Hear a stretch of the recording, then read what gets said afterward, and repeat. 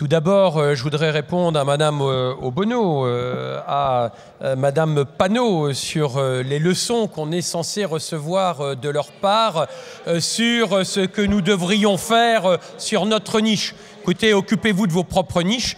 J'aurais tendance à vous dire, restez-y peut-être même. Et puis... Je rappelle que personne ne va à la niche dans un hémicycle.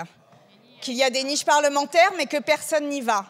Et qu'il est quand même toujours étonnant que ce type d'insulte arrive étrangement à l'endroit des femmes qui s'expriment à l'intérieur de cet hémicycle.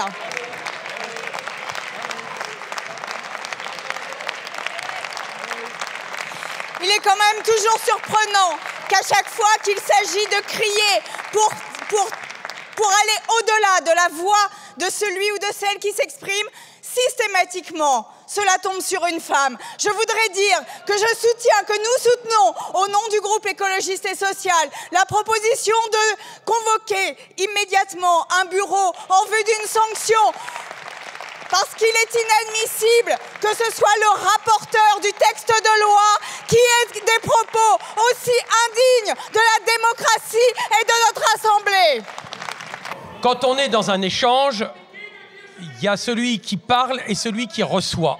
Si mes propos ont été mal reçus, c'est que manifestement, ils ont été mal prononcés.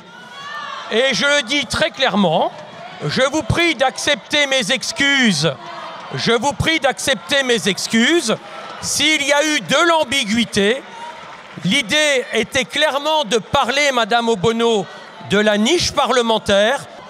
Je vous prie d'accepter, Madame la Présidente Panot, je le fais en sincérité, mes excuses si mes propos, qui ont peut-être été maladroits, ont pu vous blesser.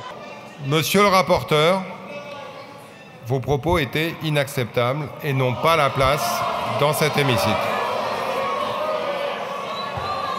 Je prends acte de vos excuses sincères et je crois à leur sincérité. Néanmoins, je prononce un rappel à l'ordre à votre encontre et je saisirai la présidente pour d'éventuelles suites à donner dans le cadre du bureau.